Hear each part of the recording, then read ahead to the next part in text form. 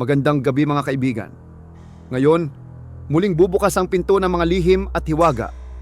Dito sa Sigaw sa Dilim, maririnig ninyo ang mga kwentong hindi basta kwento, kundi mga bulong ng gabi, mga sigaw ng mga nilalang na nagtatago sa anino.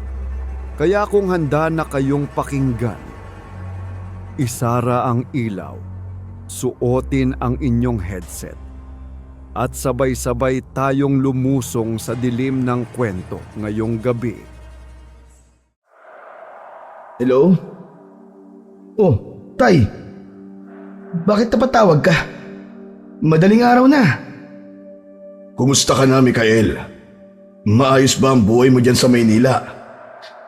Tay, kung inistorbo niyo lang po ang pagtulog ko para mga musta, huwag niyo na po akong kausapin. Sana marunong kayong pumili ng oras kung kailan kayo tatawag. Ay, pasensya ka na, anak. Alam mo naman dito sa lugar natin, tuwing madaling araw lang medyo malakas ang signal. Minsan nga'y wala pa eh. Sige na. Matutulog na ako. Maaga pa ang trabaho ko. Sandali lang, Mikael, anak. Mamaya mo na ibaba. May kailangan kasi akong sabihin sa'yo. Bira naman yan, ano ba yun? Baka pwedeng pakibilisan naman. Anak, kumalat na ang kanser ko sa buto, sa ibang organs ko. Malubha na ang lagay ko. At ang sabi sa akin ng doktor, hindi na daw ako magtatagal. Anak, bago man lang sana ako mawala gusto kong makasama ka. Umuwi ka na muna rito sa atin. Nakikiusap ako sa iyo, Mikael, anak. Sige, pag-iisipan ko. Sige na, matutulog na ako. Pinutol na ni Mikael ang pakikipag-usap niya sa kanyang amang si Manuel sa cellphone ng madaling araw na yon. Natulala siya sa sinabi ng kanyang ama. Alam niyang merong sakit ang tatay niya, pero hindi niya inasahan na ganun kabilis nakakalat sa katawan nito ang kanser. Malayo ang loob ni Mikael sa kanyang sariling ama. Ang totoo ay meron siyang galit dito na nag-ugat noong bata pa lamang siya. Namulat si Mikael sa pananakit ng kanyang ama. Masyado itong istrikto sa kanilang magkakapatid. Konting pagkakamali ay bugbog ang magiging kapalit. Maging ang nanay nila ay alaga ring saktan ng kanilang ama. Hanggang sa hindi na nakayanan ng nanay nila, kaya nagdesisyon itong tumakas. 3 silang magkakapatid at si Mikael ang bunso. Noong gabing tatakas sila, ay nagising si Manuel at nahablot nito si Mikael. Walang nagawa ang nanay ni Mikael kung hindi ang umalis kasama ang 2 niyang kapatid. Simula noon, nabuhay si Mikael na si Manuel lang ang kasama. Sa kanya nito ibinunton ang galit nito sa pag-alis ng nanay niya, kaya halos araw-araw binubugbog siya nito. Nang makatapos sa kolehiyo, ay agad na nagtungo si Mikael sa Maynila upang magtrabaho. Napakasaya niya sapagkat nagawa niya ng makawala sa kanyang mapanakit na ama. Simula nang umalis si Mikael sa kanilang bahay, kahit isang beses ay hindi na siya bumalik doon. Para sa kanya, sapat nang nagpapadala siya ng pera sa kanyang tatay. Alam niya kasi na kapag nakita niya itong muli, ay babalik lang sa kanya ang nakaraan niya na masasabi niyang pinakamasakit sa lahat ng alaala na meron siya. Nakatira si Mikael sa isang apartment kasama ang matalik niyang kaibigan at katrabaho na si Winston. Kinabukasan ng umaga, sa almusal ay tahimik at nakatulala si Mikael. Iniisip niya pa rin ang mga sinabi ng tatay niya sa huling pag-uusap nila. Tapos ito naman si Greg, ang sip-sip kay boss. Akala mo naman, tagapagmana siya ng kumpanya eh. Mikael! Hoy! Mikael! Ha? Bakit? Ano bakit? Kanina pa ako kwento rito pero hindi ka naman yata nakikinig eh. Nakikinig ako kahit mukhang hindi. O sige nga, anong sinasabi ko sa'yo? Ang sabi mo, sip-sip sa boss natin si Ruben. Hindi si Ruben, si Greg. Ang bait-bait ni Ruben eh. Ang daling utangan nun kaya. Teka, ano ba kasing iniisip mo? Parang lahat ng problema sa mundo dala-dala mo Tinawagan kasi ako ng tatay ko kaninang madaling araw Sinabi niya sa akin na malapit na raw siyang mamatay. Malapit lang palang mamatay Ano? Teka, bakit? Paano? May sakit ba siya? Oo, meron siyang bone cancer. Kumalat na raw sa iba't ibang parte ng katawan niya ang cancer Ano pag ginagawa mo rito? Bakit hindi mo pa siya puntahan? Hindi ko alam kung maniniwala ako sa kanya, pare. Saka, alam mo naman kung paano ako itrato ng tatay ko dati, di ba? Araw-araw niya akong binubugbog kahit wala namang dahilan. Galit ako sa kanya, Winston. Sabihin na natin galit ka sa tatay mo, Mikael. Pero, tatay mo pa rin siya kahit bali-baligtarin natin ang mundo. Bakit? Porque tatay ko siya, pwede niya na akong saktan? Mali naman yata yun, Winston. Hindi ko pa siya kayang harapin sa ngayon. Ayoko pa. Pero pare, iba ang sitwasyon ngayon. Ang sabi mo'y malapit na mamatay ang tatay mo, di ba? Baka kapag wala na siya, saka ka magsisi na hindi mo siya nakasama habang buhay pa siya. Ikaw rin, nasa huli ang pagsisisi. Saka minsan, ang pagpapatawad ay hindi para sa mga taong gumawa ng mali sa atin, kundi para sa ating sarili. Para makalaya tayo sa bigat ng galit na nasa loob natin. Ewan ko, Winston. Kailangan ko pa siguro mag-isip. Pag-iisipan ko muna kung anong gagawin ko. Pero sa ngayon, hindi pa. Hindi ko pa talaga kaya magdesisyon. Hindi na nagsalita pa si Winston at ipinagpatuloy na nito ang pagkain, habang si Mikael naman ay patuloy na nag-iisip. Ang totoo, nais niyang makita ang tatay niya habang buhay pa ito. Ngunit hinihila siya ng galit niya rito para hayaan lang yung mamatay ng mag-isa. Tahimik na nakahiga si Mikael sa kama. Kahit anong pilit niyang ipikit ang kanyang mga mata, ay hindi niya magawang makatulog. 1 linggo na ang lumipas mula nang tumawag sa kanya ang ama. Ngunit hindi pa rin siya makapagdesisyon kung uuwi ba siya o hindi. Ang bigat sa kanyang dibdib ay hindi mawala-wala. Hanggang sa inabot na ng madaling araw si Mikael at doon pa lamang siya nakatulog. Isang panaginip naman ang dumalaw sa kanya. Sa panaginip ni Mikael ay nakita niya ang sarili na nakatayo sa harap ng isang kabaong na walang takip. Lumapit siya at bumungad sa kanya ang payat at malamlam na muka ng kanyang ama. Patawarin mo ko, tay. Kundi agad ako nakauwi. Sorry. Lumuha si Mikael habang paulit-ulit siyang humihingi ng tawad sa tatay niya. Ngunit laking gulat niya nang biglang bumukas ang mata ng kanyang ama. Walang ano-ano'y umangat ang kamay nito at mahigpit siyang sinakal. Wala kang kwentang anak, Mikael. Hinayaan mo akong mamatay ng mag-isa. Tay! Tay! Bitiwan mo ako! Papatayin kita, Mikael. Papatayin kita. Wala kang kwentang anak. Hindi makahinga si Mikael.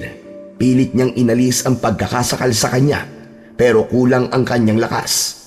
Habang tumatagal, ay mas lalong humihigpit ang kamay ng tatay niya sa leeg niya.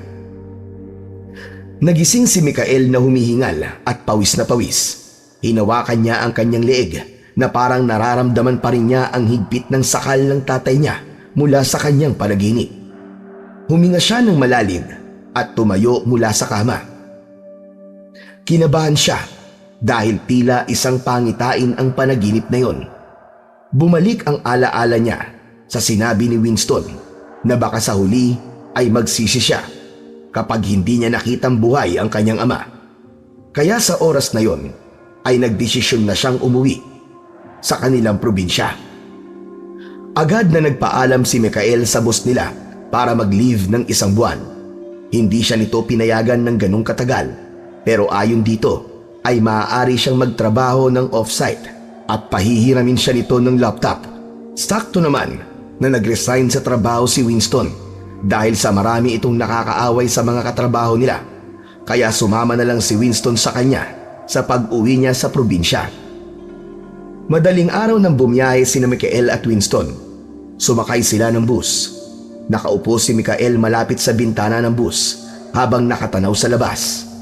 Katabi niya ang kaibigan niyang si Winston na abala sa pakikipag-chat sa cellphone. Maya-maya pa ay nagsalita si Winston. Ang tahimik mo naman masyado, pare. Iniisip ko lang kasi kung ano ba naghihintay sa akin doon. Ang tagal ko nang hindi umuwi. Malamang ang tatay mo naghihintay sa'yo. Pambira ka talaga, oh. Buti na lang pala nag-resign ako. Kung hindi, ikaw lang ang mag-isang uuwi sa inyo. Kaya nga eh. Salamat pare ah. Hindi ko rin kasi talaga kaya na umuwi sa amin ng ako lang. Ano ba kasi nagbabago ng isip mo at biglang gusto mo nang umuwi para makasama ang tatay mo? Napanaginipan ko kasi si tatay eh. Patay na daw siya at nasa kabaong. Tapos akalain mo ba naman na bigla niya akong sinakal? Nakita mo na? Kahit sa panaginip, sinasaktan niya pa rin ako. Kung hindi ka pala mananaginip ng ganun, hindi ka pa uuwi sa inyo, pambira oh. Pero pare, kapag nandun na tayo huwag mo nang sumbatan ng tatay mo. Tandaan mo, malapit na siyang mamatay. Hayaan mo na lang na maging maganda ang memories niyong dalawa bago siya mawala. Hindi ko alam kung kaya kong gawin yan, pre. Hanggang ngayon kasi galit pa rin ako sa kanya eh. Pagkalipas ng ilang oras, huminto ang bus sa terminal. Nagbaba na sila ng gamit at agad na pumara ng tricycle. Ang daan papunta sa barangay kung saan nakatira si Mikael ay baku-bako at ramdam nila ang alog sa loob ng tricycle. Tahimik lang si Mikael habang pinagmamasdan ang paligid na puno ng mga punong nyog at malalawak na palayan. Pagbaba nila ng tricycle ay nagsimula ng maglakad sina Mikael at Winston papunta sa bahay ni Mikael. Habang naglalakad sila, napansin ni Mikael ang pagbabago sa lugar kung saan siya lumaki. Dati ay halos kakaunti pa lang ang mga bahay doon, pero nang sandaling yon ay marami-rami na. May mangilang-ilang bata na naglalaro sa labas. Ang ibang taong nakakakita sa kanila ni Winston ay sinusundan sila ng tingin dahil bago ang mukha nila sa lugar na yon. Nagpatuloy sina Mikael sa paglalakad hanggang sa makarating sila sa isang lumang bahay. Malaki yun at may 2 palapag, ngunit halatang napabayaan na. Ang gate nito ay kalawangin na, ang pintura sa bakod ay bakbak na, at ang harapan ng bahay ay may matataas na damo. Huminto si Mikael sa harap ng gate at saglit na tumitig sa bahay. Nagkaroon siya ng alinlangan kung kakatok ba siya o hindi. O ano na pre? Tatayo ka na lang ba dyan? Kailangan ko nang gumamit ng banyo pare. Kanina ko pa ito gustong ilabas sa bus eh. Teka lang. Ikaw naman kasi, bakit hindi ka pa nagbanyo doon sa terminal? Paano ako magbabanyo? Tumawag ka kagad ng tricycle. Kinalampag ni Mikael ang gate at sumigaw ng tao po.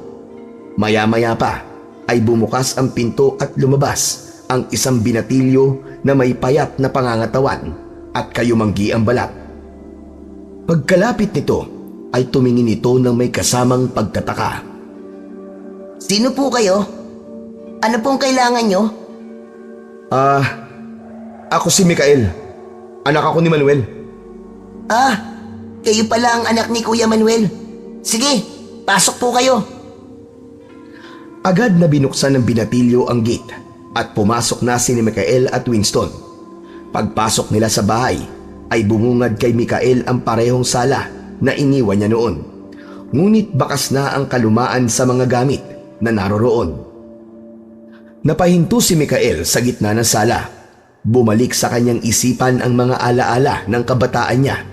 Ang mga gabi kung saan natutulog siya ng takot dahil sa malalakas na sigaw ng kanyang ama sa tuwing ito ay lasing, at ang kirot ng bawat latay na iniwan ito sa kanyang balat na tuwing sinasaktan siya nito. Ayos ka lang ba pare? Oo pare. Teka bata, ikaw nga pala, sino ka?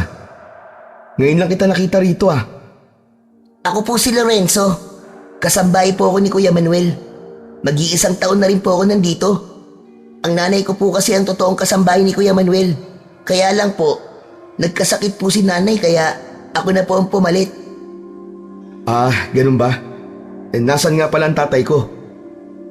Lumabas po siya kanina, pero babalik din po yun maya-maya lang. Ano? Lumabas? Teka, akala ko ba mahina na siya? Ang sabi niya sa akin ay malapit na siyang mamatay.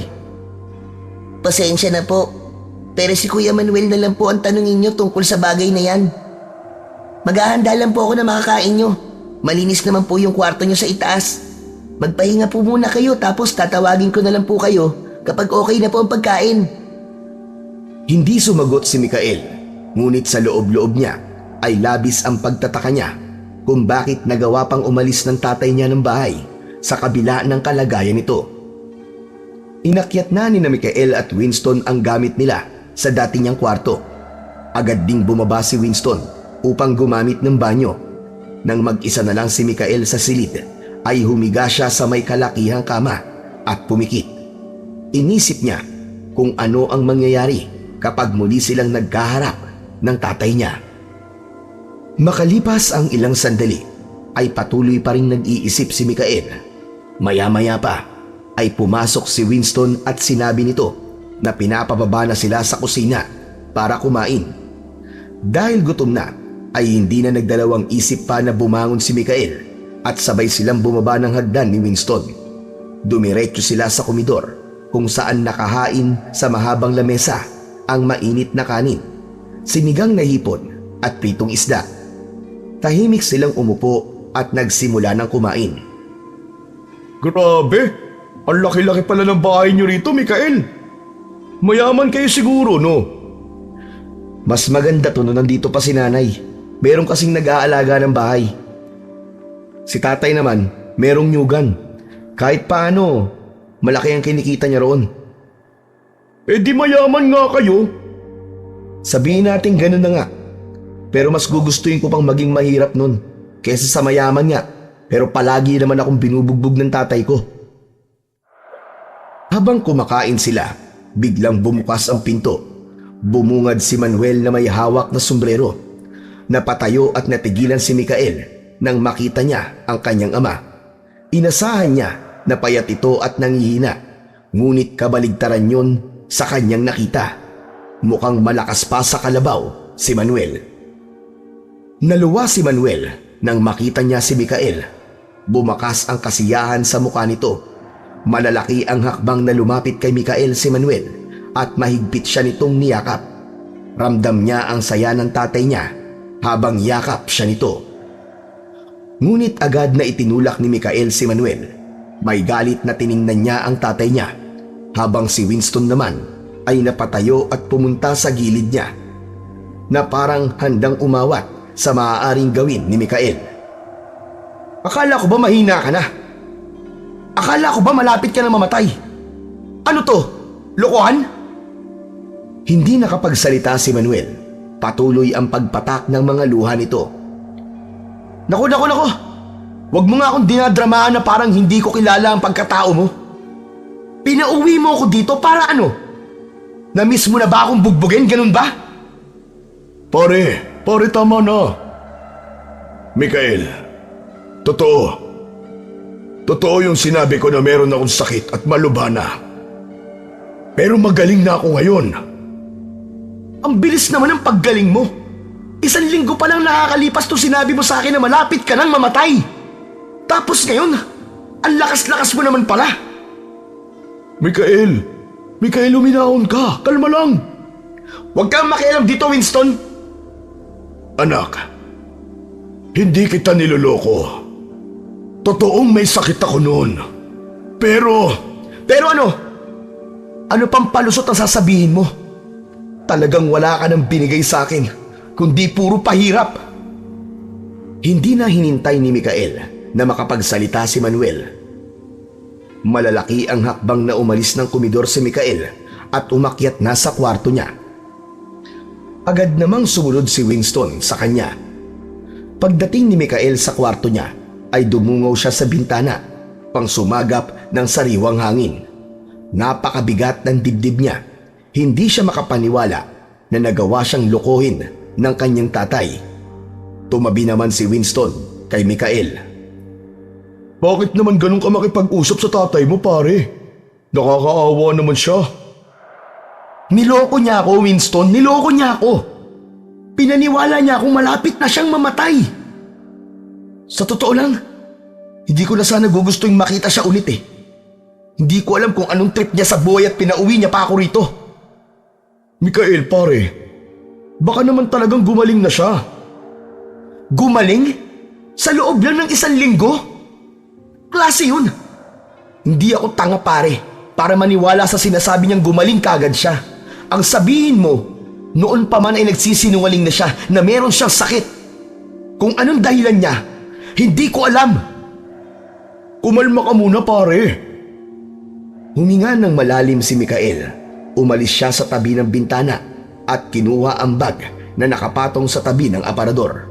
Nagmamadali namang sumunod si Winston habang may pagtataka sa muka. Sandali lang, Mikael. Saan ka pupunta? Aalis na ako. Sayang lang ang oras ko dito, pare. Wala nang dahilan para manatili pa ako rito. Hindi ko kaya makasama pa sa iisang bahay ang taong yun. Mikael, kararating lang natin eh. Saka sayang naman ang punta natin dito kung aalis kagad tayo. Ang haba-haba ng biniyahe natin, oh. Sumakit nga ang puwet ko sa tagal ng biyahe. Mabihira. Halos 10 oras tayong bumiyahe ah. Kung ayaw mo pang umalis, sige. Dito ka na lang muna. Pero ako, aalis na ako, pare. Mikael! Naka-offsite ka na sa trabaho natin ng 1 buwan. Saka hindi ba pwede magbakasyon na lang tayo rito? Mukhang maganda pa naman tong lugar nyo. Sayang eh. Sulitin na natin. Sige na, pare. Nakikiusap ako sa'yo. Napaisip si Mikael sa sinabi ng kanyang kaibigan. Unti-unting bumaba ang tensyon sa kanyang muka. Bumuntong hininga siya at ibinalik ang bag sa gilid ng kama. O ano? Hindi ka na aalis? Nagbago na ba ang isip mo? Oo na. Tama ka. Hindi ko dapat sayangin ang pagpunta ko rito.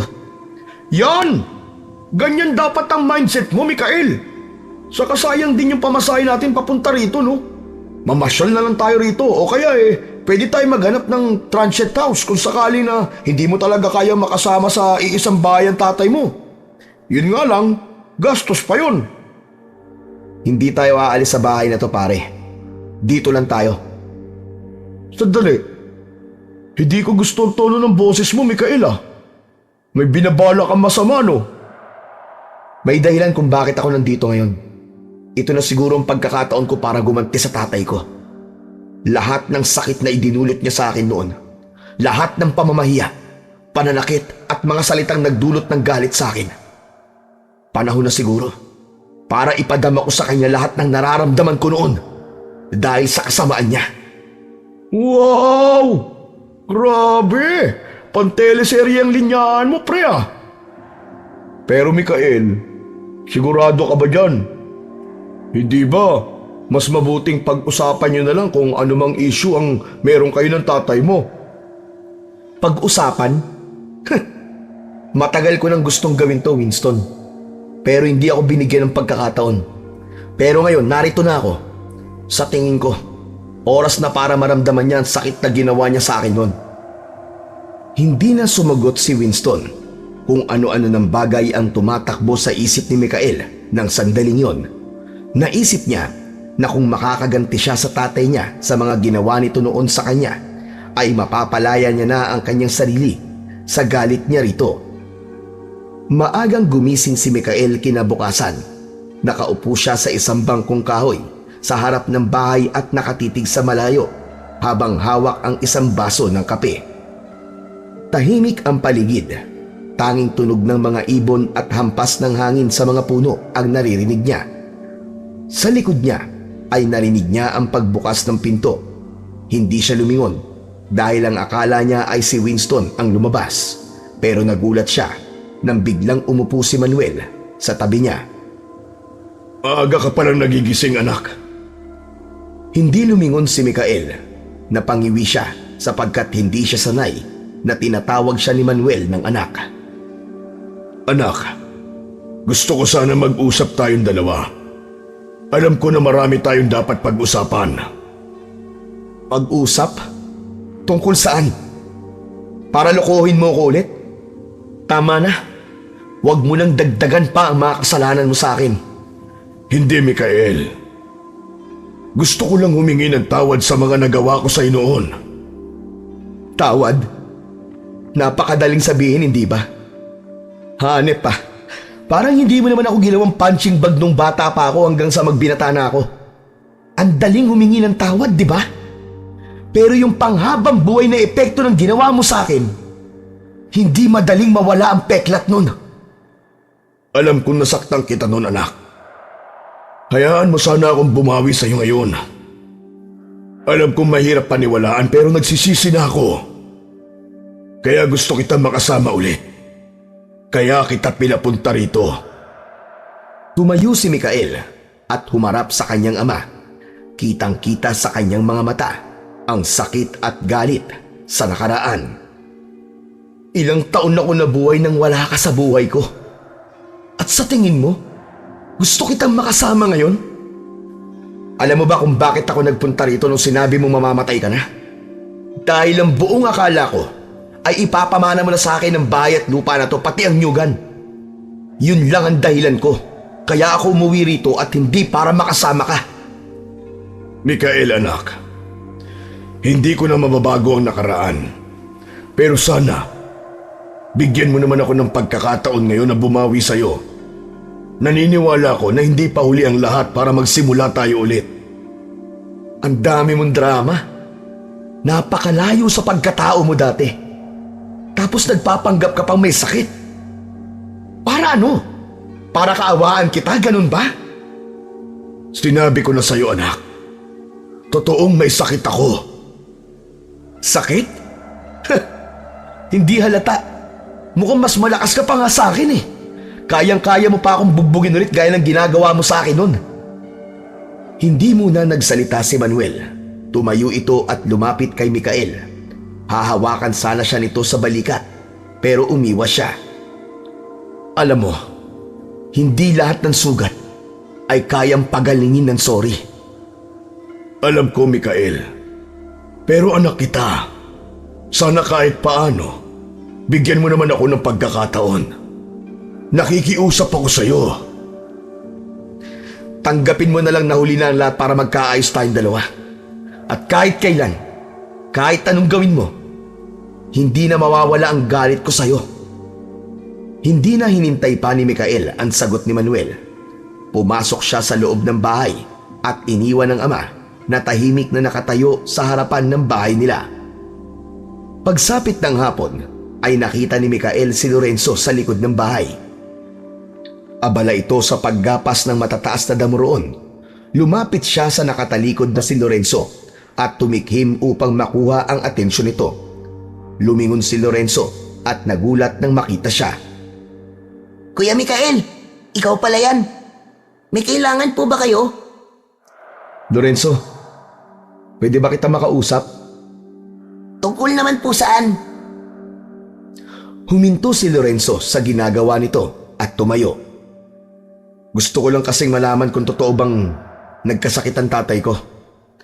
Ikaw ang kasama niya rito kaya alam kong ikaw ang makakasagot ng tanong ko na to. Opo, na nagkaroon ng sakit si Kuya Manuel. Matagal na po siyang may kanser sa buto. Hirap na hirap siya nung mga nakaraang buwan, kuya. Anong klaseng hirap? Nagbuntong hininga si Lorenzo. Inilapag ang tasa ng kape sa tabi. Halos hindi na nga po siya makatayo sa kame. Hindi makakain ng maayos. Laging masakit po ang katawan niya. Madalas po ako magpunta sa kwarto niya para alalayan siya kapag kailangan niyang gumamit ng banyo. Nakakaawa po siya noon, Kuya Mikael. Akala ko nga talaga, mawawala na siya eh. Pero bakit ngayon? Parang walang nangyari. Parang hindi man lang siya nagkasakit. Ang lakas-lakas na niya. Nagtataka nga rin po ako, kuya eh. Kahit ako, hindi ko maintindihan kung bakit ang bilis gumaling ni Kuya Manuel. Nung nakaraang buwan lang, pakiramdam ko mamamatay na siya. Tapos nung nakaraang linggo, unti-unti siyang lumakas. Nakakabangon na siya sa kama.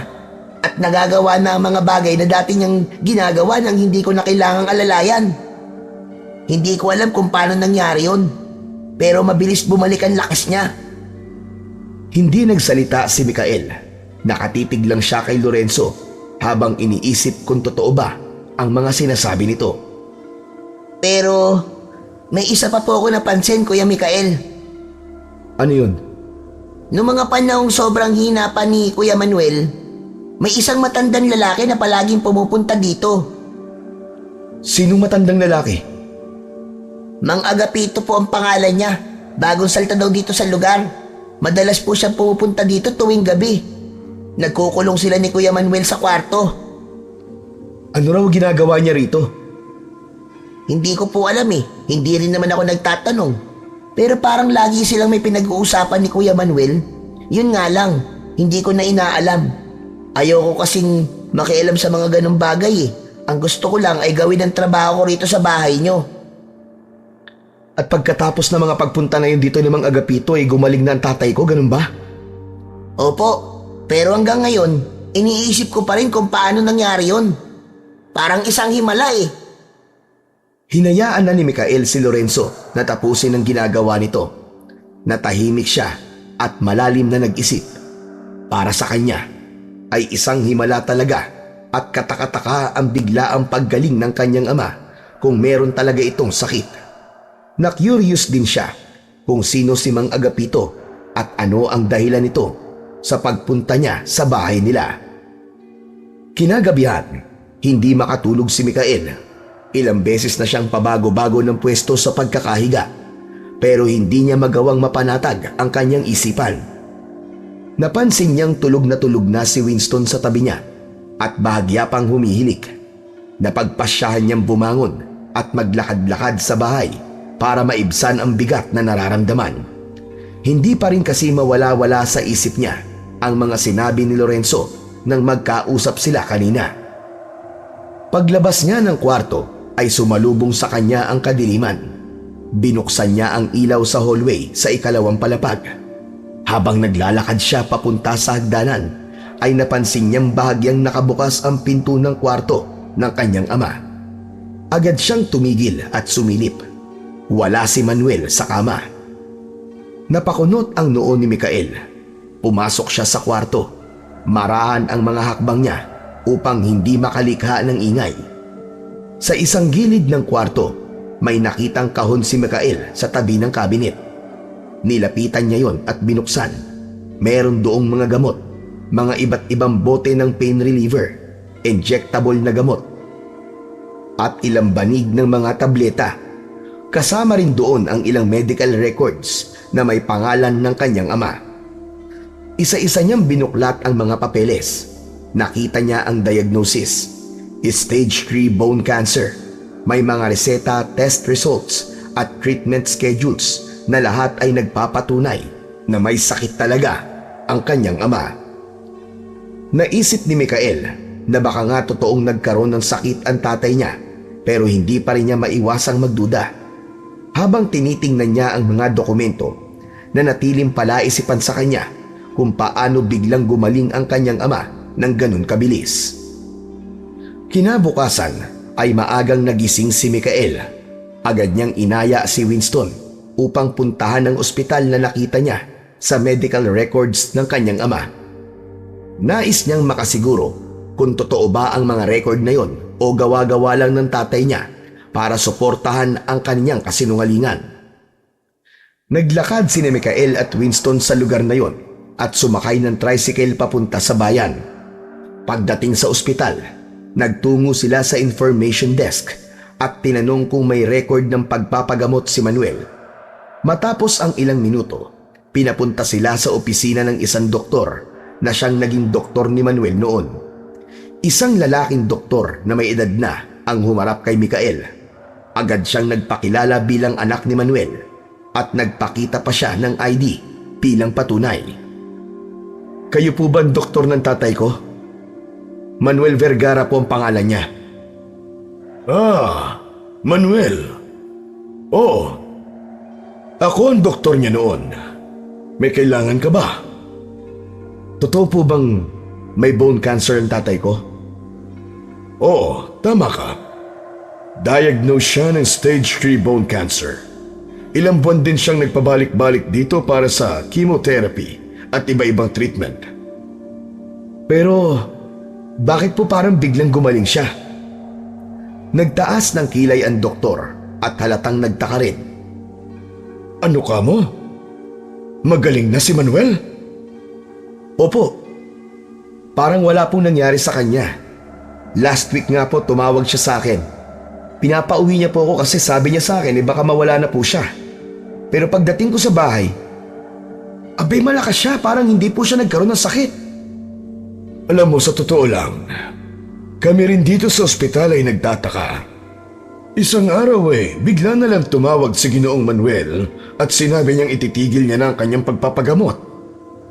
Ang akala ko naman tanggap na niyang hindi niya kayang labanan ang sakit niya. Kailan po yun? Mga 2 linggo na sigurong nakakalipas. Tinangka pa namin kumbinsin siyang ipagpatuloy ang treatment, pero sinabi niyang wala na raw siyang kailangan. Nagkatinginan sina Michael at Winston na puno ng katanungan ang isip ni Michael. Matapos makipag-usap sa doktor, ay nakumbinsi na si Michael na totoong nagkasakit ang tatay niya. Pero ang talagang gumulo sa isip niya ay kung paano ito gumaling ng ganong kabilis nang walang tulong ng doktor. Habang naglalakad palabas ng ospital, ay tahimik si Michael. Hindi niya maalis sa isip ang kahina-hinalang paggaling ng kanyang ama at ang posibilidad na may kinalaman dito ang misteryosong si Mang Agapito. Pagsapit ng gabi ay mas lalong hindi nakatulog si Michael. Sa kabila ng pagkumpirma niyang nagkaroon nga ng sakit si Manuel, ay marami pa rin siyang katanungan sa isip. Sa kabila ng antok niya, ay hindi niya magawang makatulog. Napabuntong hininga si Michael at bumangon. Lumapit siya sa bintana ng kanilang kwarto at marahang yung binuksan. Dumungaw siya sa labas at sumagap ng malamig at sariwang hangin. Isang malalim na paghinga ang kanyang ginawa. Umasa siya na kahit papano ay kakalma siya sa ginawa niyang yon. Napatingin si Michael sa labas. Mula sa malamlam na liwanag ng poste ay nakita niya ang kanyang ama. Naglakad si Manuel palabas ng gate. Halatang nagmamadali ito. Nang makalabas ito ng gate ay doon na ito tumakbo. Sinundan niya ng tingin si Manuel hanggang sa mawala na yon sa paningin niya. Nagtaka siya kung saan pupunta ang kanyang ama, pero hindi na siya nag-abala pang sundan yon. Pagsapit ng umaga ay bumaba sina Michael at Winston upang kumain ng almusal sa komedor. Naabutan nila si Lorenzo na abala sa paghahanda ng almusal, habang si Manuel naman ay nakaupo na. Pagkaupo ni Michael ay agad silang inasikaso ni Lorenzo. Palihim na tinitingnan ni Michael si Manuel. Nais niyang magtanong pero pinapangunahan siya ng kanyang pride, hanggang sa nahuli siya ni Manuel na nakatingin dito. Kanina ko pa napapansin na panay ang tingin mo sa akin, anak. May sasabihin ka ba? Nakita kita kagabi na lumabas. Saan ka ba pupunta? Nagpahangin lang ako, anak. Medyo mainit kasi sa kwarto ko, saka hindi ako makatulog. Yun lang ba ang sasabihin mo? Nanatili ang titig ni Michael sa kanyang ama at pilit binasa ang kilos nito.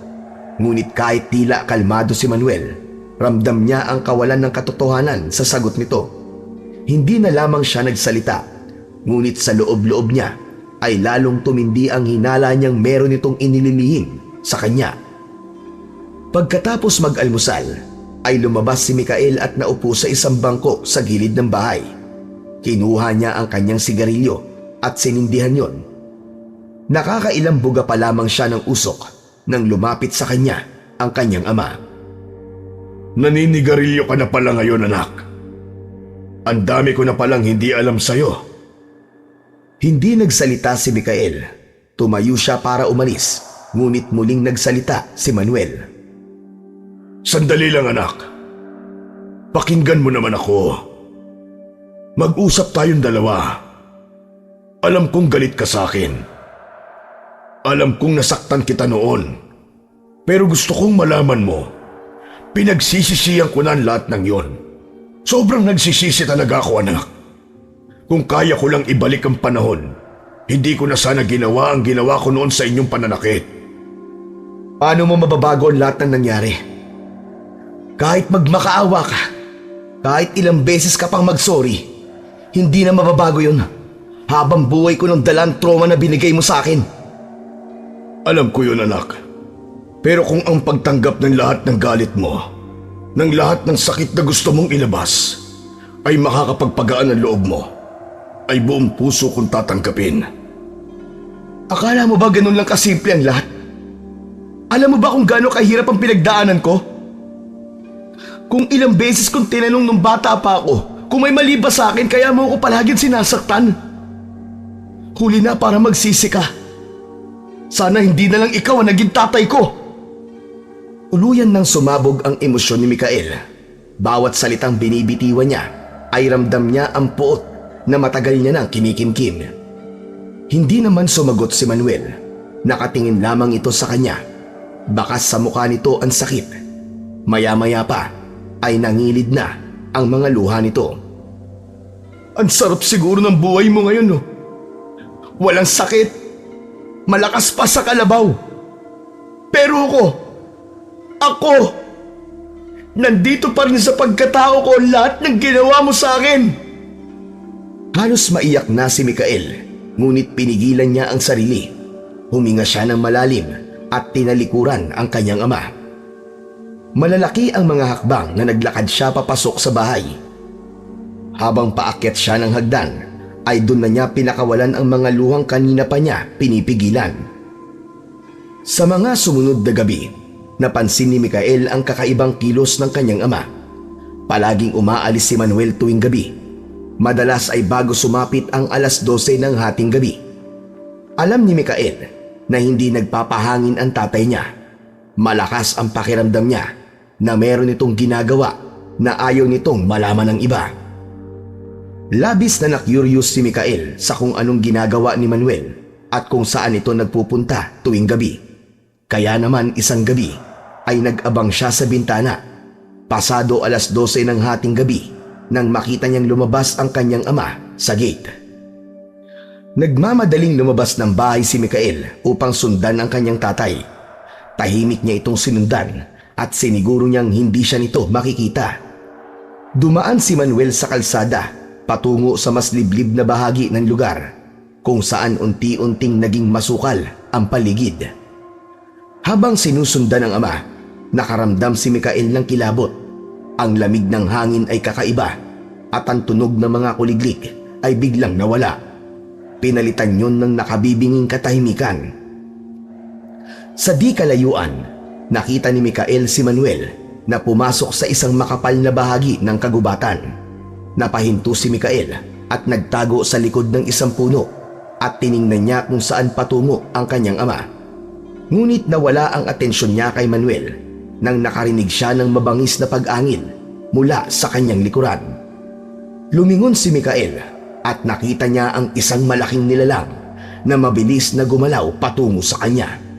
Bumilis ang tibok ng kanyang puso at bago pa man siya makatakbo ay isang nilalang na may mahahabang kuko, matatalas na ngipin at pulang-pulang mga mata ang sumugod sa kanya.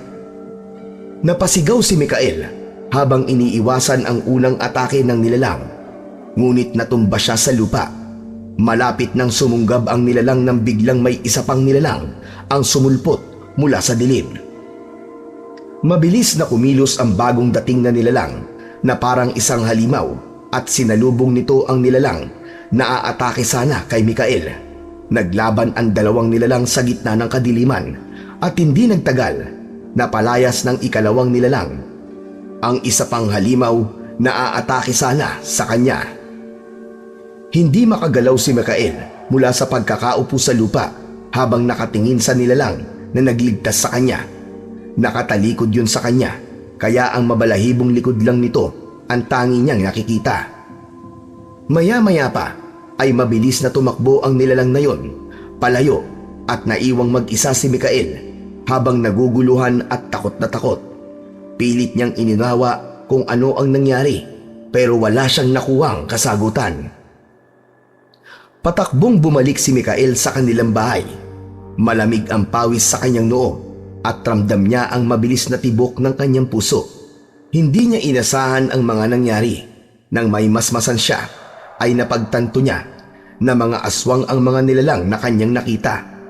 Nagtataka lang siya kung bakit siya iniligtas at hindi sinaktan ng isa sa mga yon.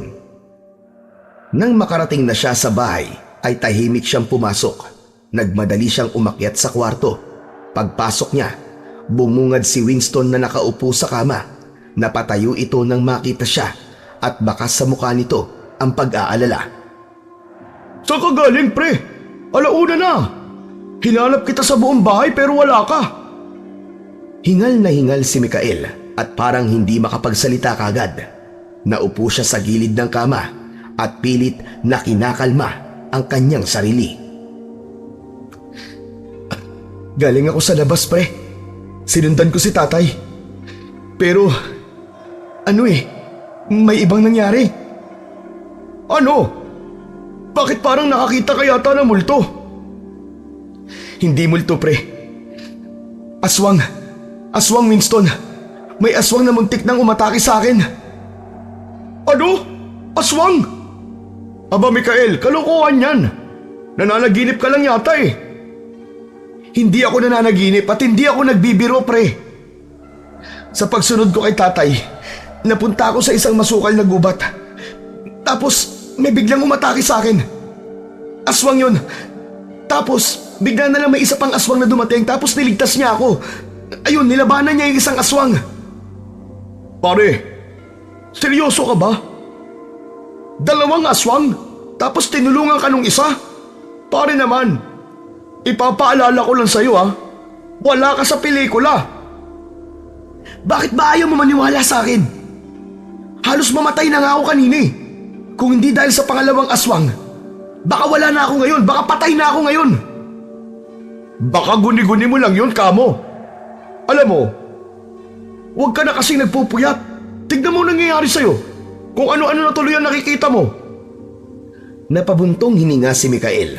Nainis siya at nawalan ng gana dahil ayaw maniwala ng kaibigan niya sa kanyang mga sinabi. Tumayo siya at lumapit sa bintana at tumingin sa labas. Hindi mo alam kung ano nakita ko, Winston. Pero sigurado akong totoo lahat ng yun. Bahala ka sa buhay mo kung ayaw mo maniwala. Hindi na nagsalita pa si Winston. Bumalik sa isip ni Mikael ang imahe ng 2 aswang. Ang halimaw na muntik nang pumatay sa kanya at ang aswang na tumulong sa kanya. Lalong tumindi ang kanyang kaba at takot. Ngunit higit doon, nadagdagan ang kanyang mga tanong na walang sagot. Maagang nagising si Mikael pagsapit ng umaga. Halata sa mukha niya ang pagod at puyat dahil sa nangyari kagabi. Nakaupo siya sa terasa ng bahay. Habang nagkakape nang dumating bigla si Lorenzo na may dalang mga gulay mula sa maliit nilang taniman. Kuya, anong gusto mong ulam mamayang tanghali? Marami ako nakuwang gulay sa taniman niyo eh. Ikaw nang bahala, Lorenzo. Hindi naman ako mapili sa ulam eh. Mukhang malalim yata ang iniisip mo, kuya. Kanina kasi sa baba, nakita kita nakatulala. Lorenzo, may gusto sana akong itanong sa'yo eh. Tungkol saan po, kuya? May aswang ba sa lugar na to? Nagulat si Lorenzo sa tanong ni Mikael at sandali itong natigilan. Maya-maya pa ay muli itong nagsalita. Bakit mo naman po naitanong yan? Kagabi kasi, lumabas ako. Sinundan ko si tatay tapos pumunta siya ron sa gubat. Tapos, may aswang na biglang umatake sa akin at muntik pa akong patayin. Pero ang mas nakakapagtaka, may isa pang aswang ang tumulong sa akin. Hindi ko pala nasabi sa inyo. May mga aswang talaga dito, kuya. Halos ilang taon na rin simula nang magsimula ang pag-atake nila. Ilang taon na rin po napatay nila. Wala silang pinipili. Bata, matanda, babae, lalaki. Lahat binibiktima nila. Kung alam niyo palang may mga aswang dito, bakit parang walang ginagawa mga tao dito? Hindi madaling kalabanin ng mga aswang, Kuya Mikael. Pati nga mga pulis takot sa kanila eh. Tapos si tatay, kahit alam niya may aswang dito ay gabi-gabi pa rin siya lumalabas. Wala ba siyang takot mamatay? Totoo yung sinabi mo, Kuya. Hindi naman niya dating ginagawa yun eh. Napansin ko lang na palagi siyang lumalabas ng bahay simula nang gumaling siya sa sakit niya. Pinagsabihan ko na po siya. Sinabi ko na delikado lumabas kapag madilim na pero hindi po siya nakikinig eh. Ang palagi niya pong dahilan, kailangan daw niya magpahangin. Di ko maintindihan eh. Kung delikado, bakit niya ginagawa yun? Hindi ko rin po alam, Kuya Mikael. Pero kung ako sa'yo, bantayan niyo po siya. May mga bagay na nangyayari dito na hindi ko rin maintindihan kahit matagal na ako nakatira rito. Sige kuya, huhugasan ko na muna itong mga gulay. Umalis na si Lorenzo at iniwan si Mikael na nag-iisip ng malalim. Sa kanyang isipan, nagsimula ng mabuo ang mga katanungang gusto niyang magkaroon ng kasagutan. Ngunit ang mga tanong niya ay tila lalong lumalalim at dumadami sa bawat araw na lumilipas. Kinagabihan, pagbaba ni Mikael sa sala para uminom ng tubig sa kusina, ay nakita niya si Manuel na nakaupo sa sofa habang abala sa pagbabasa ng aklat. Napahinto siya dahil naisip niya na tanungin si Manuel tungkol sa paglabas-labas nito tuwing gabi at sa aswang sa lugar na yon. May sasabihin at itatanong ako sa'yo. Ano yun, Mikael? Alam kong may aswang dito sa lugar na to. Saan mo naman nakuha ang ideyang yan? Kay Lorenzo ba? Hindi na mahalaga kung saan ko nakuha o kanino. Ang tanong ko, bakit ka lumalabas pa rin gabi-gabi? Akala mo ba ay hindi ko nakikita na gabi-gabi mo yung ginagawa? Alam mo anak, nasanay lang ako maglakad-lakad sa gabi. Isa pa, hindi naman ako natatakot sa mga aswang na yan. Kaya ko silang labanan kung kinakailangan. Laking probinsya ako anak. Sisiw lang sa akin ang mga aswang na yan. Pero delikado pa rin na lumabas kayo ng gabi. Bakit Mikael? Nag-aalala ka ba sa akin anak? Kung ganun ay maraming salamat kasi kahit galit ka sa akin, ay nag-aalala ka pa rin sa akin. Hindi ako nag-aalala sa'yo. Huwag kang mag-isip na meron akong pakialam sa'yo. Saka sino si Mang Agapito? Ang sabi sa akin ni Lorenzo ay madalas siyang magpunta rito sa bahay bago ka gumaling. Si Mang Agapito ba? Isa siyang albularyo na bagong dating dito. Siya ang tumulong sa akin nung halos wala na akong pag-asa sa sakit ko. Magaling siya anak. Siya ang dahilan kung bakit ako gumaling. Kung ganun gusto ko siya makilala. Bakit naman? Gusto ko lang malaman kung paano kanya ginamot. Hindi mo na siya kailangan makilala anak. Wala ka namang kailangan sa kanya. Alam ni Mikael na hindi niya mapipilit ang tatay niya sa kagustuhan niyang makilala at makausap si Mang Agapito. Kaya isang ideya ang pumasok sa isip niya at isang tao ang maaari niyang lapitan na matutulungan siya. Walang iba kundi si Lorenzo. Nang sumunod na araw ay hinanap ni Mikael si Lorenzo. Natagpuan niya ang binatilyo na abala sa pagbubungkal ng lupa sa paligid ng mga halaman sa gilid ng bahay. Nilapitan niya ito at agad niyang sinabi ang kanyang pakay. Lorenzo, alam mo ba kung saan nakatira si Mang Agapito? Bakit niyo po siya hinahanap? May kailangan ka po ba sa kanya, kuya? Gusto ko lang siya makilala. Siya raw ang nagpagaling kay tatay. May mga itatanong lang ako sa kanya. Alam ko po kung saan siya nakatira. Sa gitna po ng gubat siya nakatira. May isang beses kasi na nagpunta ron si Kuya Manuel at sinundan ko siya. Pwede mo ba akong samahan ngayon? Sigurado ka ba, kuya? Delikado ang lugar na yun, lalo na kung gabi. Sigurado ako. Sa katanghali pa lang naman eh. Hindi naman siguro tayo gagabihin, di ba? Sige kuya. Pagkatapos natin magtanghalian ay sasamahan kita sa bahay ni Mang Agapito.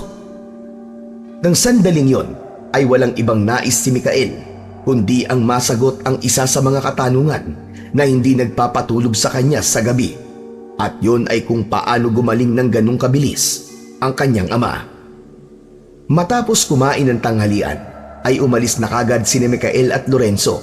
Ngunit hindi pa man sila nakakalayo, ay narinig nila ang pagtawag sa kanila ni Winston.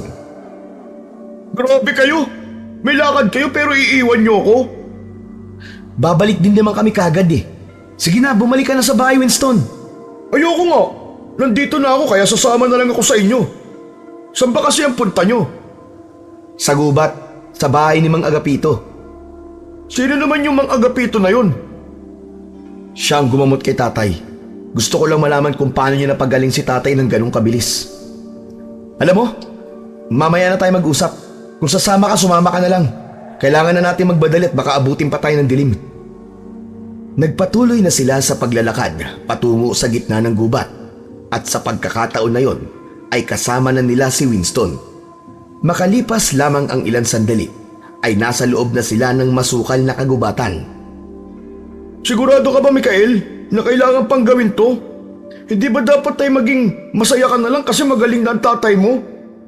Para kasing nakakatakot ang lugar na to eh. Kung natatakot ka, pwede ka naman bumalik na eh. Gusto ko lang talaga malaman kung paano gumaling si tatay. Hindi na. Ayokong bumalik mag-isa, no? Nagtatanong lang naman ako, ito masyadong high blood eh. Wala nang nagsalita sa kanila pagkatapos nun at nag-focus na lamang sila sa pagsunod kay Lorenzo. Ngunit lumipas ang ilang oras ay napansin ni Micael na tila paikot-ikot lang sila.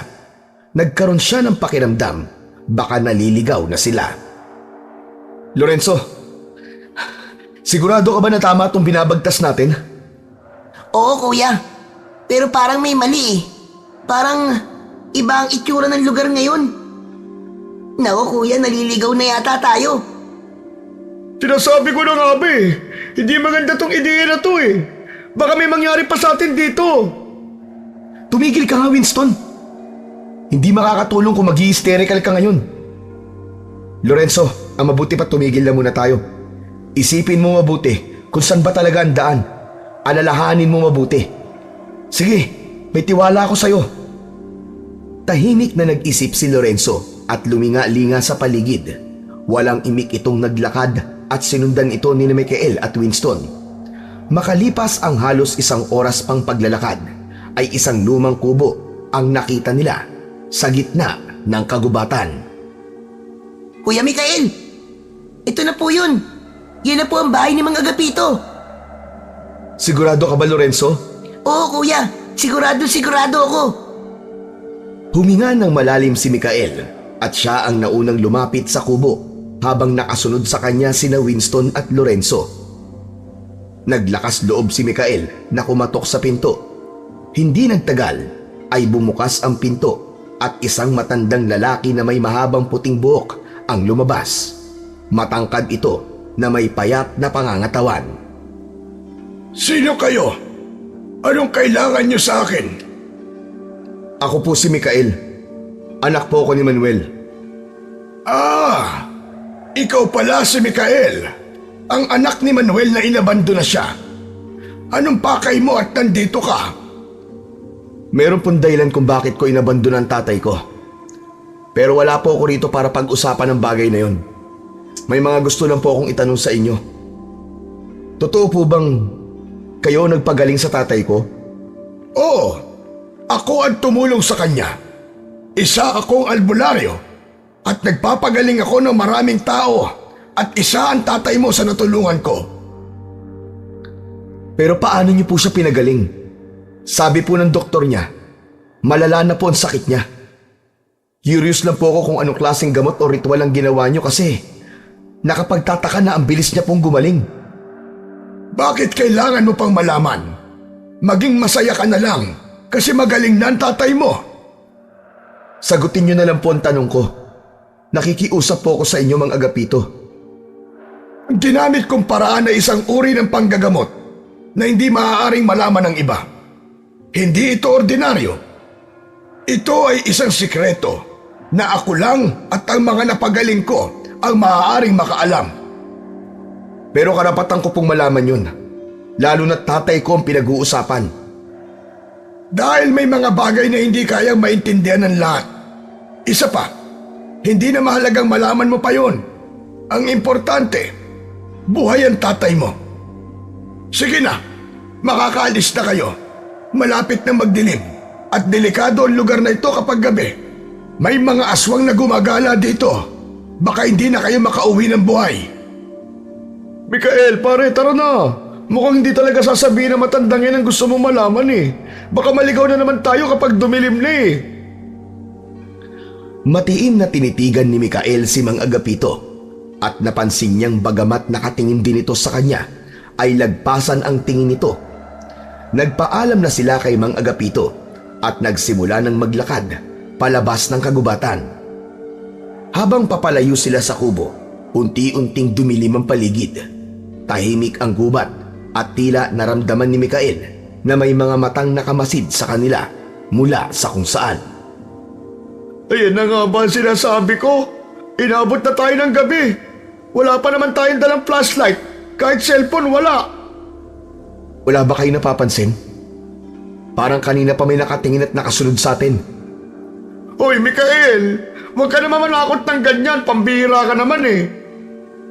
Biglang may narinig silang kaluskos sa kanilang likuran. Tumigil silang tatlo at nagkatinginan. Pinakiramdaman ni Mikael ang paligid.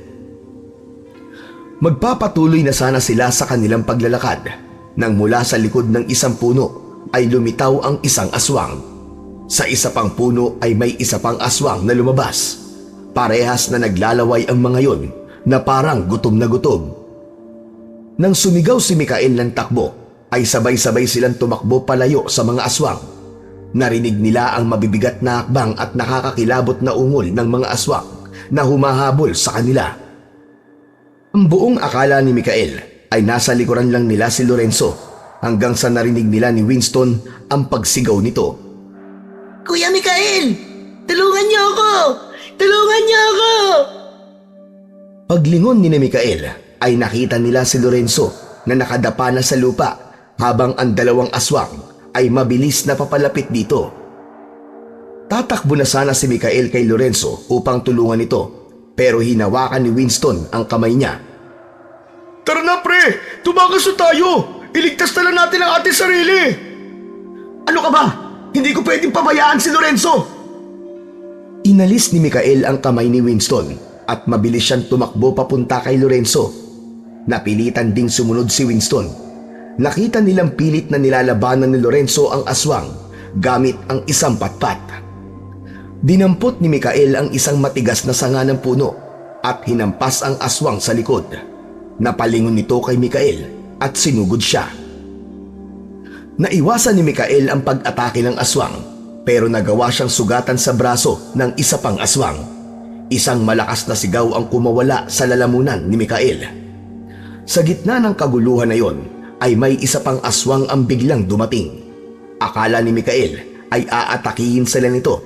Ngunit bigla nitong sinunggaban ang dalawang aswang. Nagsimula ang matinding laban ng tatlong aswang. Isa laban sa dalawa. Nagawang masugatan sa tiyan ng isang aswang ang bagong dating na aswang. Kinalmot nito yun doon. Ngunit ang bagong dating na aswang ay nagpakita ng bilis at lakas kaya nagawa nitong patayin ang dalawang aswang. Halos hindi makagalaw si Mikael sa kanilang nasaksihan. Mabilis na tumalikod ang aswang na nagligtas sa kanila at tumakbo palayo. Hahabulin sana yun ni Mikael pero muli siyang pinigilan ni Winston. Pare, ano ka ba? Ano na naman bang gagawin mo? Kailangan ko malaman kung bakit niya tayo tinulungan. Sigurado ako na siya rin ang aswang na tumulong sa akin nun. Ano ka ba? Wag ka! Ang importante boy pa rin tayo. Parang awa mo na, umuwi na tayo. Natatakot na ako talaga rito eh. Saka may sugat ka oh. Kailangan magamot ka agad yan. Kung si Mikael lang sana ang naroon, ay hahabulin niya talaga ang aswang. Ngunit naramdaman niya ang takot ni Winston. Muli niyang tiningnan ang direksyon na pinuntahan ng aswang bago niya inaya si Winston at Lorenzo na umuwi na sa kanilang bahay. Pagbalik sa bahay ay tahimik at tulala si Mikael, Lorenzo at Winston. Pare-pareho silang hindi makapaniwala na nakaligtas sila mula sa dalawang mabangis na aswang. Naniniwala na talaga ako na totoo ang aswang. Kung hindi dahil dun sa isang aswang, malamang patay na tayong lahat. Tama ka, Lorenzo. Pero nakapagtataka kung bakit niya tayo tinulungan. Hindi ko alam na may aswang pala na tumutulong sa mga tao. Hindi sumagot sina Lorenzo at Winston. Alam ni Mikael na hindi rin alam ng dalawa ang sagot sa sinabi niya. Maya-maya pa ay may narinig silang malakas na kalabog mula sa itaas. Sigurado si Mikael na nagmula yon sa kwarto ng tatay niya. Ano yun? Parang sa kwarto ni Kuya Manuel ah. Sandali, sisilipin ko lang. Ako na, Lorenzo. Dito na lang kayo ni Winston. Sigurado ka, Kuya? Oo. Ilabas mo na lang ang alkohol at gamot para sa sugat ko. Lilinisin ko mamaya. Iniwan ni Mikael sina Winston at Lorenzo sa sala. Marahan siyang umakyat sa hagdan. Huminto siya sa harap ng pinto ng kwarto ni Manuel. Hindi na siya kumatok dahil bahagyang nakabukas ang pinto nun. Sa pagbukas niya ng pinto ay sumalubong sa kanya ang kadiliman. Binuksan niya ang ilaw at natigilan siya nang makita niya si Manuel na nakahandusay sa sahig.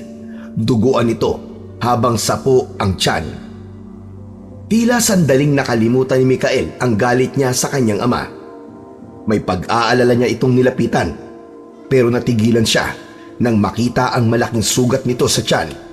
Hindi siya maaaring magkamali. Pareho yun ng sugat na natamo ng aswang na nagligtas sa kanila sa gubat. Hindi to maaari. Ikaw ang aswang na tumulong sa amin? Tumingin lang si Manuel kay Mikael. Bakas sa mukha nito ang sakit na nararamdaman. Mabilis na isinarado ni Mikael ang pinto sa takot na baka biglang pumasok doon sina Winston at Lorenzo at saka siya lumapit kay Manuel. Inilalayan niya ito at inupo sa bangko malapit sa kama. Hindi malaman ni Mikael kung ano ang dapat niyang maramdaman ng sandaling yun. Naghalo ang takot, pagkalito at kaba sa kanya. Tay, sagutin niyo ng totoo ang tanong ko. Kayo ba ang aswang na tumulong sa amin sa gubat? Hindi, Mikael. Hindi ako yun. May nakasalubong akong magnanakaw sa labas. At sinaktan niya ako. Magsisinungaling na naman ba kayo sa akin? Huwag niyo akong lukuhin. Nakita ko ang sugat niyo. Pareho yan dun sa aswang na tumulong sa amin. Huwag niyo nang itanggi. Natahimik si Manuel. Halos hindi ito makatingin kay Mikael. Maya-maya lang ay humikbi ito at muling nagsalita. Aaminin ko na. Oo, Mikael. Ako ang aswang na tumulong sa inyo. Ano? Aswang ka? Ibig sabihin ay aswang din ako kasi anak niyo ako. Hindi, anak. Hindi ka aswang. Pero bakit ka naging aswang? Noon pa ba'y aswang ka na at inilihim mo lang sa amin? Hindi, Mikael. Naging aswang ako dahil kay Mang Agapito. Si Mang Agapito? Yung albularyo? Hindi siya totoong albularyo, Mikael. Isa siyang aswang. Pinasahan niya ako ng pagiging aswang dahil ginusto kong maging aswang. Ano? Bakit mo naman ginustong maging aswang, tay? Dahil nang nakilala ko si Mang Agapito, sinabi niya na sa oras na maging aswang ako, ay hahaba ang buhay ko at lalakas ako. Kaya pumayag akong pasahan niya ako ng pagiging aswang. Tanggap ko na noon na mamamatay na ako. Pero naisip ko ang lahat ng pagkakamali ko sa'yo. Ayokong iwan ka nang hindi tayo nagkakaayos, Mikael. Gusto kong bumawi sa'yo, anak. Gusto kong ayusin ang lahat. Kahit isugal ko pa ang pagkatao ko. Kahit maging ganito pa ako, ay wala na akong pakialam basta mabuhay lang ako at makasama pa kita ng mas matagal. Hindi na napigilan pa ni Mikael ang kanyang emosyon. Napaluhod siya sa harapan ni Manuel. Niyakap niya si Manuel ng maigpit at humagulgol siya. Hindi siya makapaniwala na magagawa yon ng kanyang ama. Doon niya napagtanto na talagang totoo na nais nitong bumawi sa kanya. Pero hindi niyo po dapat ginawa sa sarili niyo to, Tay. Patawarin niyo po ako kung naging matigas ako. Hindi na sana to nangyari pa kung ako nagpakumbaba dati pa. Ako ang dapat humingi ng tawad, anak. Ang dami kong pagkukulang at pagkakamali sa'yo. Pero mahal na mahal kita, Mikael. Mahal na mahal kita, anak. Sa gabing iyon, sa kabila ng madilim na lihim at masalimuot na nakaraan, nagsimula ang unti-unting paghilom ng sugat sa pagitan ni Mikael at Manuel. Simula noon ay naging maayos na ang samahan ng mag-ama. Napagtanto ni Mikael na masyadong maikli ang buhay para ikulong niya ang sarili niya sa galit sa kanyang ama. Napagtanto rin niya na tama si Winston na maganda ang maidudulot ng pagpapatawad. Naging magaan na ang pakiramdam niya at naniwala siya na hindi pa huli ang lahat para bumawi sila ng tatay niya sa isa't isa. Isang umaga, dumating si Mikael sa bahay mula sa palengke bitbit ang isang bayong na puno ng sariwang gulay. Naisipan kasi nila na magluto ng chapsuy para sa pananghalian. Tay, eto na po yung mga gulay na pinabili nyo. Kumpleto po yan. Wala po ako nakalimutan. Mabuti naman kung ganun, anak. Ang mabuti pa, lutuin na natin ito. Kasi si Winston ang sabi sa akin kanina pa daw nagwawala ang mga bulati sa tiyan niya. Ito talagang si Winston, no? Wala nang ibang nasa isip kundi ang kumain. Napakatakaw talaga. Pareho silang nagtawanan. Nagtungo na sila sa kusina upang ihanda ang mga gulay na lulutuin nila. Habang hinihiwa ni Mikael ang mga gulay, ay tinuruan siya ni Manuel ng tamang paraan ng paghiwa sa mga yon. Mikael, anak, panoorin mo ko. Dapat ganito ang hiwa mo. Yan, ganyan. Manipis lang, para mas madaling maluto. Habang abala sila sa kusina, ay dumating si Winston. Napakunot ang noo nito nang makita si Mikael at Manuel. Aba, ano to? Biglang naging sweet naman yata ang mag-ama. Parang kahapon lang hindi kayo nag-uusap Ano ba nangyari? I-share nyo naman sa akin. May mga bagay kasi ako na-realize, Winston. Nung gabing muntik na tayong mamatay dahil sa mga aswang, naisip ko, paano kung ako ang nawala? Paano kung hindi kami nagkaayos ni tatay? Ayoko nang mabuhay ng may galit sa puso. Anak, alam mo bang matagal ko nang hinihintay ang araw na magkaayos tayo? Kung alam mo lang kung gaano ako kasaya ngayon. Yan! Ganyan nga! Dapat love lang!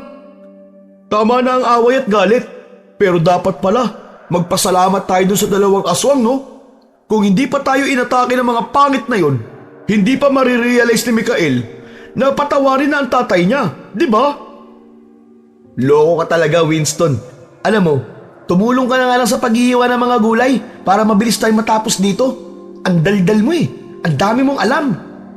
Hindi, kayo na lang dalawa dyan mag-ama.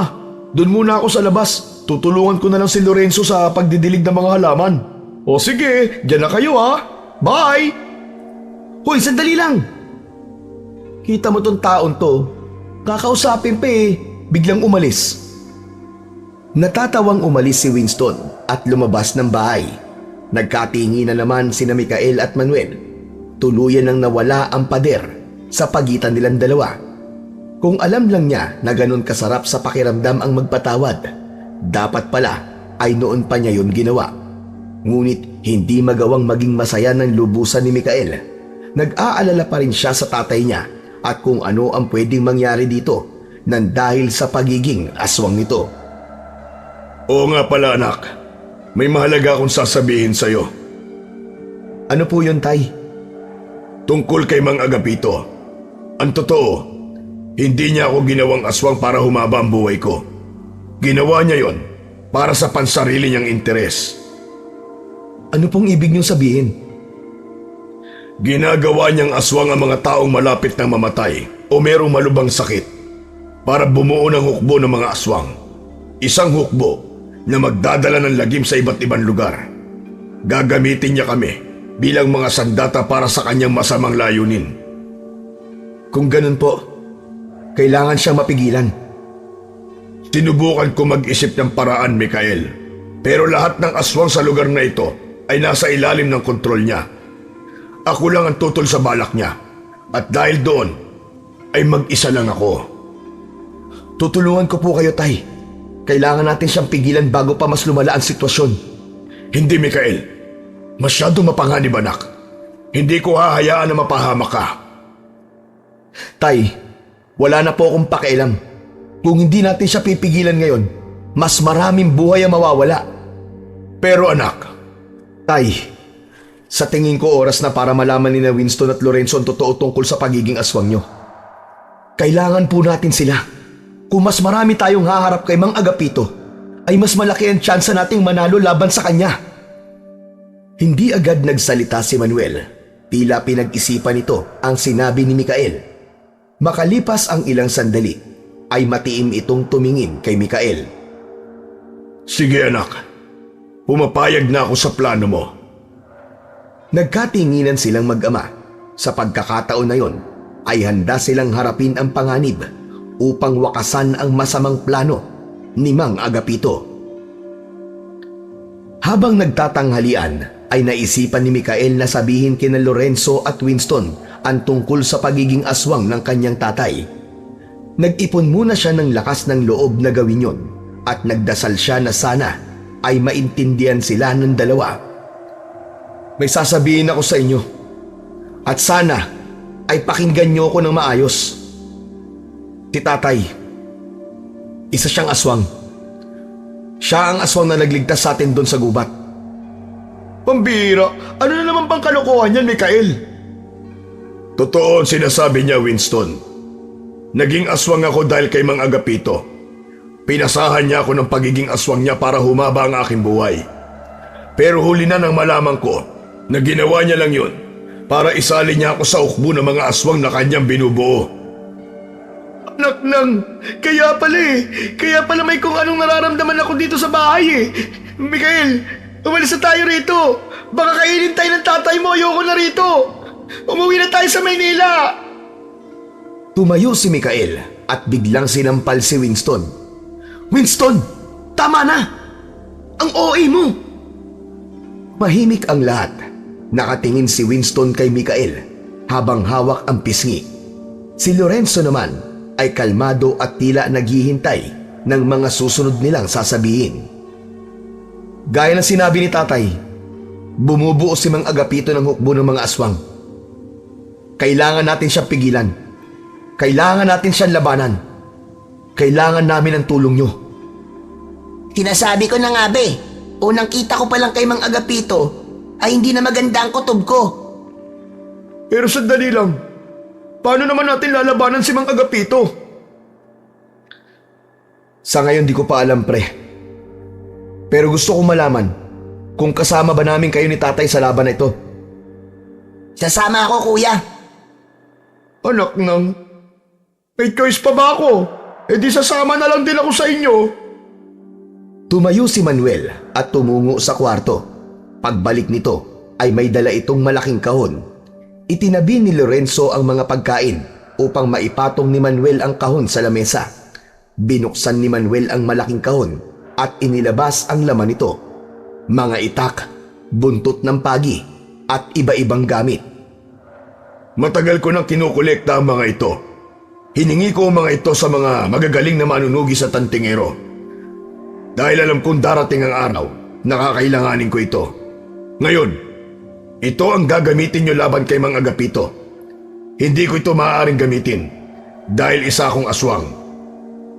Kinuha ni Mikael ang isang itak habang si Winston naman at Lorenzo ay tinitingnan ang iba't ibang agimat. Maya-maya pa ay namamanghang kinuha naman ni Lorenzo ang buntot ng pagi. Malakas ang bisa nito laban sa aswang. Narinig ko sa kwento ni nanay na kapag buntis siya, ay palagi siyang magsasabit ng ganito sa bintana. Nagkatinginan ang apat. Puno ng determinasyon ang kanilang mga mata. Alam nilang isang malaking laban ang kanilang haharapin. Ngunit handa silang gawin ng lahat upang pigilan si Mang Agapito sa pagbuo nito ng hukbo ng mga aswang. Kinagabihan ay nagtungo sina Manuel sa kagubatan. Tahimik silang naglakad patungo sa bahay ni Mang Agapito. Tandaan niyo ang plano. Ako ang haharap kay Mang Agapito. At kapag nakita niyo nag-anyong aswang na ako, yun na ang hudyat. Lumabas na kayo kagad at sugurin niyo siya. Tumango sina Mikael, Winston at Lorenzo. Dahan-dahan silang nagtago sa likod ng mga puno malapit sa bahay ni Mang Agapito. Nang nasa tapat na ng pinto si Manuel, kumatok ito roon at hindi nagtagal ay bumukas ang pinto. Lumabas si Mang Agapito. Manuel, anong ginagawa mo rito sa ganitong oras? Gusto ko lang makipag-usap tungkol sa plano mo. Bakit? Meron ka bang kilala na maaari mong isama sa hukbo natin? Ang iyong anak ba? Mukhang malakas siya, Manuel. Magiging malaki ang pakinabang ko sa kanya. Sa isang iglap ay naging aswang si Manuel. Mabilis na isinuot ni na Mikael ang mga agimat na pangontra sa aswang bago sila lumabas sa kanilang pinagtataguan. Si Winston naman ay may dalang garapon ng asin. Hawak naman ni Lorenzo ang buntot ng pagi, habang si Mikael ay mahigpit na tangan ang itak. Ngunit bago pa sila makalapit, biglang nag-anyong aswang si Mang Agapito. Ang mga kamay nito'y humaba, ang mga kuko'y naging matutulis, at ang mukay naging kahindik-hindik. Isang malakas na kalmot ang pinakawalan nito sa leeg ni Manuel na naging dahilan upang bumagsak ito sa lupa at tila wala ng buhay. Tatay! Napuno ng galit ang puso ni Mikael. Agad niyang sinugod si Mang Agapito. Sumunod sina Winston at Lorenzo. Ngunit bago pa sila makalapit sa kalaban, ay biglang dumating ang dalawa pang aswang mula sa gilid ng bahay. Ibinato ni Winston ang asin sa isa sa mga aswang, dahilan upang magliyab ang balat nito. Si Lorenzo naman ay ginamit ang buntot ng pagi upang pigilan ang isa pang aswang na lumapit kay Mikael. Doon na hinarap ni Mikael si Mang Agapito. Sa isang mabilis na galaw, nagawang tagain ni Mikael si Mang Agapito sa braso. Sumugod si Mang Agapito sa kanya, pero sinabuyan ito ng asin ni Winston. Napaatras habang sumisigaw si Mang Agapito. Sinamantala ni Mikael ang pagkakataon na yon at sinaksak niya sa dibdib si Mang Agapito gamit ang itak. Pagkahugot niya ay galit na galit niyang ginirit. At dito nagtatapos ang ating kwento ngayong gabi. Kung nagustuhan ninyo ang karanasang ito, huwag kalimutan ang Sigaw sa Dilim, ang tahanan ng mga kwentong nag-iiwan ng takot at tanong sa inyong isipan. Mag-subscribe, i-like at i-share ang video na ito para mas marami pang marinig ang mga bulong ng dilim. Hanggang sa muli. Ingat kayo sa gabi, sapagkat hindi lahat ng ingay sa dilim ay guni-guni lamang.